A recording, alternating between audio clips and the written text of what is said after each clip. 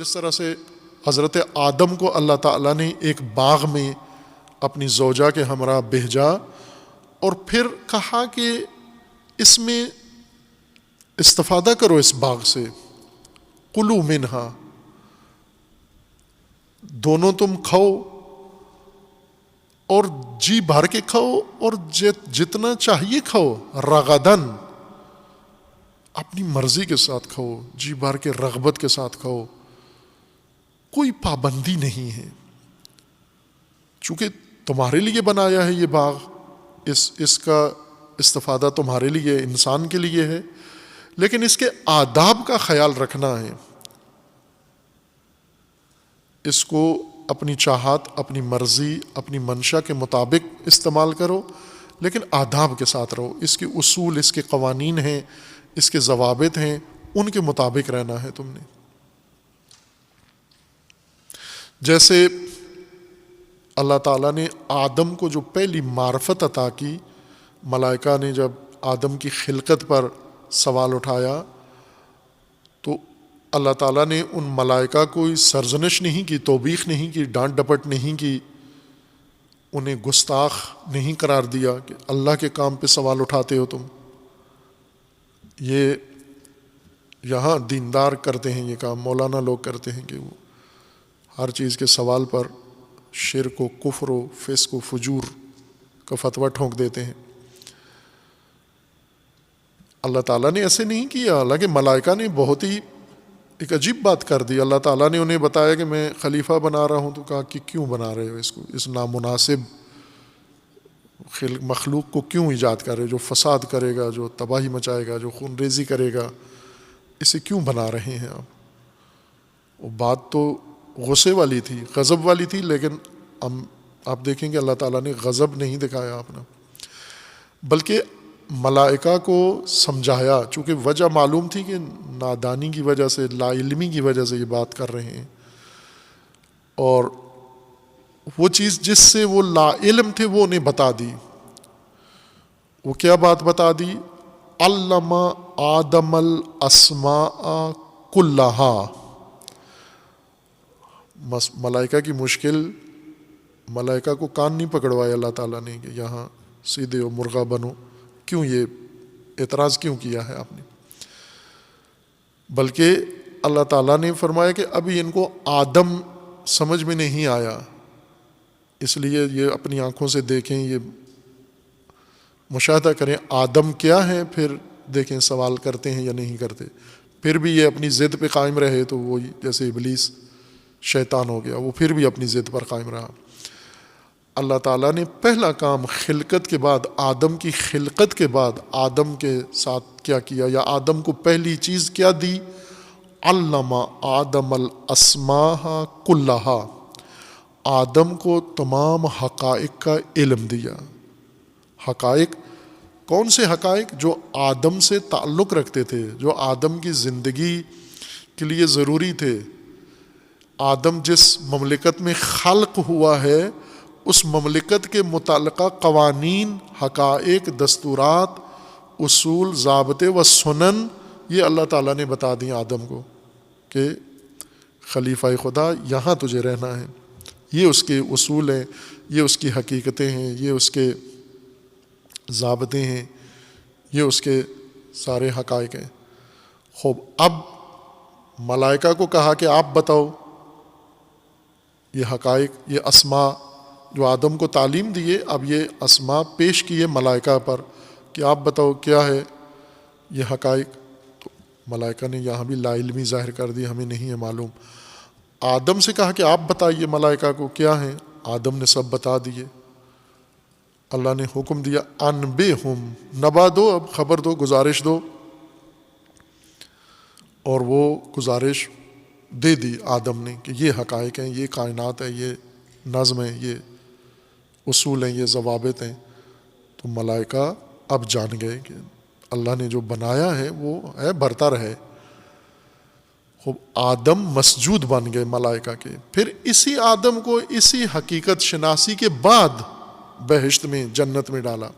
جنت باغ ہے، چونکہ جنت کا ترجمہ ہم بہشت کرتے ہیں تو فوراً بہشت کا نام ہمارے ذہن میں آ جاتا ہے. وہ بہشت جو مرنے کے بعد ہے، یہ وہ نہیں ہے.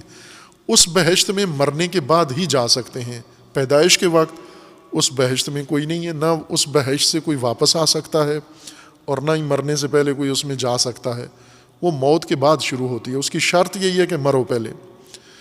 یہ دیگر جنت ہے، باغ ہے جس میں درخت ہیں، اشجار ہیں، پھل ہیں، آدم کی مرغوب چیزیں ہیں ساری، اور اللہ تعالیٰ نے اس باغ میں رکھا اور آگاہی دینے کے بعد آگاہی دے دی ساری. علم آدم الاسماء کلہا، اس آگاہی کے ساتھ اس باغ میں آئے ہیں. حقائق شناس آدم ہے، حقیقت شناس ہیں آدم.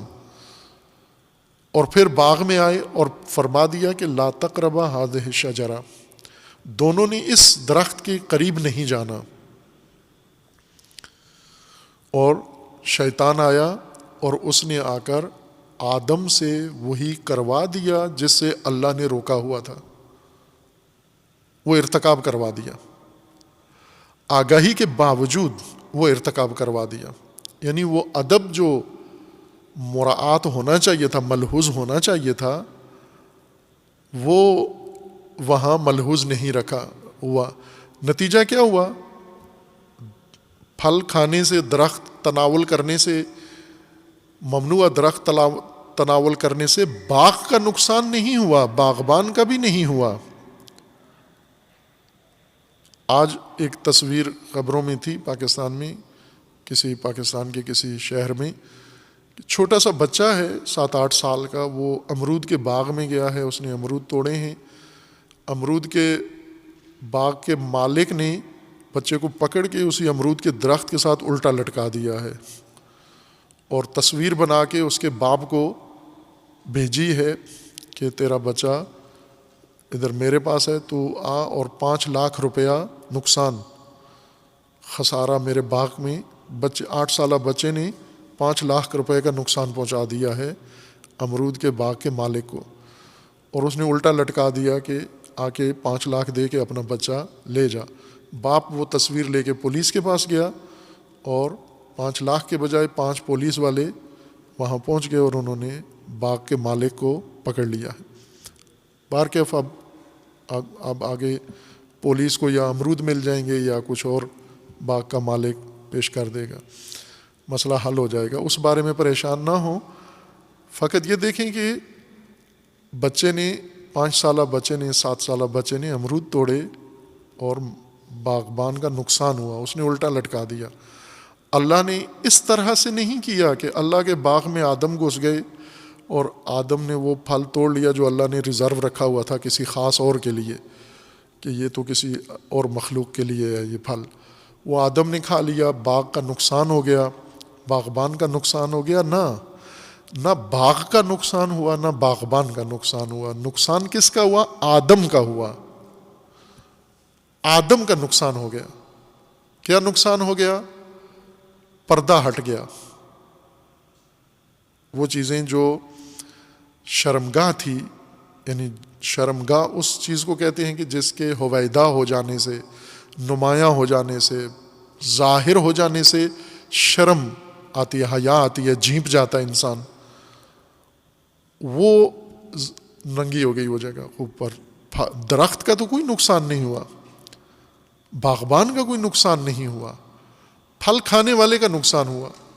پھر کہا کہ آپ چلے جاؤ، اس باغ سے نکل جاؤ، اہبطوا، حبوط کرو، اب زمین پہ جاؤ، پھر وہاں ہم رہنمائی بھیجیں گے آپ کو، لیکن پہلے تلافی کرو جو کچھ کیا ہے اس کی. اور پھر آدم کتنے سال توبہ کرتے رہے، روتے رہے، گڑ گڑاتے رہے، اور پھر نہایتاً اللہ تعالیٰ نے توبہ قبول کی اور زمین پر آدم کی رہنمائی کی. اب یہ آج موجودہ نسل، کرونا زدہ نسل کے باپ کی بات ہو رہی ہے. باپ کو کیوں مشکل پیش آئی؟ آدم کی شرمگاہ کیوں غیر محفوظ ہو گئی؟ اس باغ میں جو ادب تھا جو اللہ تعالیٰ نے مقرر کیا تھا اس کا خیال نہیں رکھا. کیوں نہیں رکھا؟ خوب یہ شیطان نے مداخلت کی. اگر شیطان اپنے حال پہ چھوڑ دیتا تو حضرت آدم کبھی بھی اس طرف رجحان بھی نہ ہوتا، رخ بھی نہ ہوتا. ہر چند ابھی وہ خواتین کے کھاتے میں ڈال دیتے ہیں کہ عورتیں کرواتی ہیں، حوا نے یہ کام کروایا. اب یہ غلط ہے، یہ قرآن کے خلاف ہے. شیطان نے کروایا، قرآن کہہ رہا ہے شیطان نے کروایا، یہ کہتے ہیں نا حضرت حوا نے کروایا.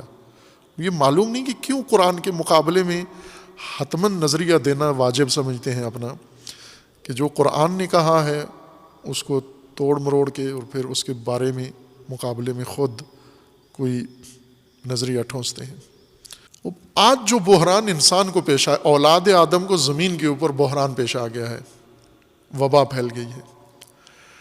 اب یہ وبا کیوں پھیلی ہے؟ چونکہ اولاد آدم نے، فرزندان آدم نے، ابنائے آدم نے وہی کام کیا ہے. ایک شجرہ ارتکاب کیا ہے، ایک ممنوع حد کراس کی ہے. کیوں کراس کی ہے؟ کس نے کرائی ہے؟ خوب آدم ہمیشہ شیطان کے ہاتھوں دھوکہ کھاتا ہے. شیطان ابلیس ہے، ایک جو رئیس ہے، سردار ہے شیطنت کا. شیطانیت صفت ہے، شیطان نام نہیں ہے. شیطنت صفت ہے، اور قرآن کریم نے دونوں کے لیے یکساں ذکر کیا ہے. انسان بھی شیطان ہوتا ہے اور جن بھی شیطان ہوتا ہے. ابلیس اس کا نام تھا اور شیطان اس کا کام تھا، شیطنت اس کا کام تھا. تو ابلیس اگر شیطنت کرے تو شیطان ہے، تو اگر کوئی اور شیطنت کرے، ٹرمپ شیطنت کرے تو بھی شیطان ہے. وہ تو قرآن نے کہا ہے نا کہ جو بھی جن و انسان دونوں میں سے جو بھی شیطنت کرے شیطان ہے. شیطان ابنائے آدم کے لیے دردسر پیدا کرتا ہے. کیا دردسر پیدا کرتا ہے؟ کہ انسان سے ارتکاب کرواتا ہے نظم عالم، نظام عالم، نظام ہستی، مملکت خدا میں بے ادبی کرواتا ہے. اس قانون کی خلاف ورزی کرواتا ہے. قانون کی خلاف ورزی سے مملکت کوئی نقصان نہیں ہوتا، انسان کا نقصان ہوتا ہے، ابنائے آدم کا نقصان ہوتا ہے.